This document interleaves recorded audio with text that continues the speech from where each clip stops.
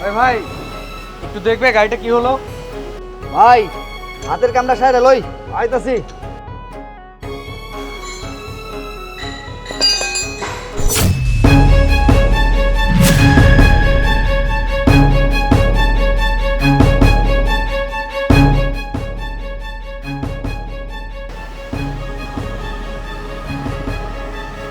ভাই বলেন।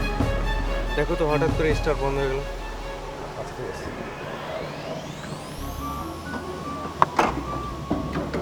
হ্যালো,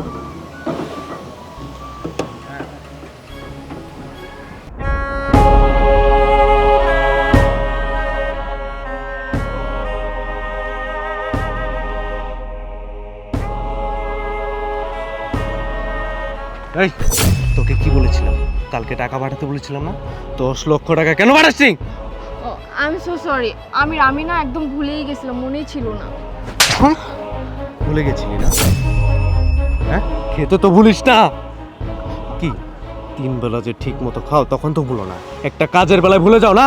এই ওদের সামনে আমার মান সম্মান থাকলো? হ্যাঁ, আর আমাকে কি মনে করছে? আমার কমিটমেন্টের কোনো দাম নেই? শোনো না, আমরা বাসায় গিয়ে কথা বলি প্লিজ। এরকম আউটসাইড আমরা কথা না বলি। তুমি একটু ঠান্ডা হও। ঠান্ডা হবো কেন? বাসায় যে কথা বলার কি আছে? একবার যদি ওর গায়ে হাত তুলেছিস না, তোকে একদম চিন্তা মাটি নিচে দাফন করে দেবো। এই বেটা, তুই জানিস ওকে কে হয় আমার জানিস? এই ও আমার বউ হয়, তুই জানিস? হ্যাঁ, ওর গায়ে আমি হাত দিয়েছি, তা তোর কি? তোকে আমি ভালোই সাবধান করছি।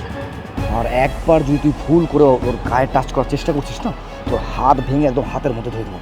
তোর জন্য ভালো হবে চুপচাপ এখান দাঁড়িয়ে থাক। ভাই, এই ছোট লোকের বাচ্চাটা কে? ও আমার সাথে এইভাবে কথা বলার সাহস কি করে পেলো? ও তোকে দাঁড়াও জন, তোমার যা কিছু বলার তুমি আমাকে বলো, দরকার আমাকে মারো, কিন্তু আমার হাজবেন্ডকে কিছু বলো না প্লিজ। শুধুমাত্র তুই ওর কারণে বেঁচে পেলি, তা না হলে তোর এমন হাল করতাম না, শালা পুরো পঙ্গু হয়ে থাকতি। তখন না হাত না পা কোনোটাই কাজে লাগাইতে পারতি না। আরে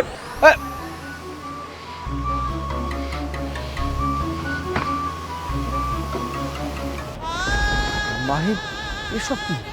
তুমি জানোয়ারটার সাথে কিভাবে সংসার করছো, আর কিভাবে তুমি সব টলারেট করছো?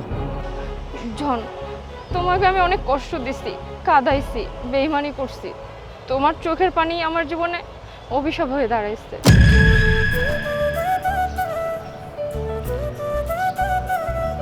হঠাৎ ফুল? না, তোমাকে বিয়ের সাজে খুব দেখতে ইচ্ছে করছিল, তাই আর কি। আমার এসব ভালো লাগছে না, তোমার সাথে আমার কথা আছে। হ্যাঁ সেটাই তো, আমি তো বিয়ের ব্যাপারে কথা বলছিলাম। তো বলো, বিয়ে কবে করবে? বিয়ের ব্যাপারে? হ্যাঁ, এই ব্যাপারে তোমার সাথে আমার কথা আছে। হ্যাঁ হ্যাঁ বলো না, কি বলবে? শোনো, আমি তোমাকে বিয়ে করতে পারবো না। বিয়ে করতে পারবে না মানে? তুমি নিশ্চয় আমার সাথে মজা করছো, তাই না? আমি তোমার সাথে মজা করব? কেন, কোন দুঃখে মজা করতে যাবো? হ্যাঁ, তোমার সাথে বিয়ে করে আমি কি করব? আমার সারা জীবনটা নষ্ট করব? আমার কি কোনো ফিউচার নাই? হ্যাঁ, তুমি একটা ফকিন্নি, তোমার সাথে বিয়ে করলে না রাস্তাঘাটে আমার ভিক্ষা করা ছাড়া আর কোনো উপায় থাকবে না। আমি ভাবছি তুমি আমাকে ভালো একটা লাইফ দিবা, বিলাসিতা একটা লাইফ দিবা, কিন্তু কি তুমি কি করবা? তুমি খালি আমাকে বলতেছো দেখো কিছুদিন সময় নাও, আমি এইটা করবো, আমি ওইটা করবো, কিন্তু কি কিছু করতে পারছো? পারো নাই। তাই তোমার মতো ফকিন্নির সাথে থেকে আমি আমার জীবন নষ্ট করব না, বুঝতে পারছো? দেখো মাহি, আমি তো আপ্রাণ চেষ্টা করছি একটা জব খোঁজার জন্য, কিন্তু কোনোভাবে তো কোনো কিছু হচ্ছে না। দেখো, একটা না একটা ব্যবস্থা হয়ে যাবে। হবে? সেটা কবে হবে? হ্যাঁ, সে প্রথম থেকেই তুমি আমাকে বলে আসতেছো শুধু হবে আর হবে। এই করে করে কি আমি আমার সময়গুলো নষ্ট করব? কখনোই না। তুমি থাকো, আমার সাথে ফার্দার আর কন্টাক্ট করার ট্রাই করবে না। মাহি, মাহি প্লিজ আমাকে একটু বোঝার চেষ্টা করো। আমি তোমাকে সত্যি অনেক ভালোবাসি, প্লিজ আমাকে ছেড়ে যেও না। তোর সাথে আমার রিলেশন এইখানেই শেষ। আমি আমার বাবা মার পছন্দ করা ছেলেকে বিয়ে করব, বুঝতে পারছিস? আমার তখন শক্তি ছিল না, না ছিল সামর্থ্য, তাই তুমি আমাকে ছেড়ে চলে গেছো। আমি তোমাকে দোষারোপ করছি। দেখো মাহি, আমরা চাইলে সব কিছু সম্ভব। আমরা চাইলে আমরা নিজেকে মানিয়ে নিতে পারবো। দেখো, তার সম্ভব না। আমি বিবাহিত, তুমি আমাকে আগের মতো আর কখনোই গ্রহণ করতে পারবে না, ভালোবাসতে পারবে না। দেখো, তোমার একটা বিয়ে হয়েছে তো কি হয়েছে? তোমার যদি 10টা বিয়ে হয়ে যেত না, তারপরে আমি তোমাকে গ্রহণ করতে রাজি আছি। সত্যি তুমি আমাকে মেনে নিতে পারবে? হ্যাঁ পারবো।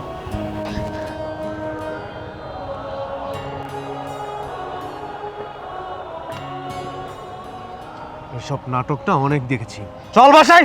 এই, আমার সামনে যদি আরেকবার তুই ওর সাথে কোনো খারাপ ব্যবহার করার চেষ্টা করিস না, আর একদম মাটির নিচে পুঁতে থাকবি। তোর জন্য এটাই ভালো হবে, এখান থেকে এটা যা। তুমি কি আমার সাথে যাবে? অসম্ভব, আমি তোমার সাথে কোথাও যাব না। তোমার মতো একটা জানোয়ারকে বিয়ে করা আমার লাইফে সবচেয়ে ভুল। একটা কথা কি জানো, ভালো থাকতে হলে না টাকা পয়সার দরকার হয় না, একটা ভালো মন আর ভালোবাসার দরকার হয়। অবশ্য তোমাকে অনেক অনেক ধন্যবাদ, কারণ তুমি আমাকে মারতে মারতে শিক্ষা দিছো জীবনে অর্থ সম্পত্তি সব কিছু না।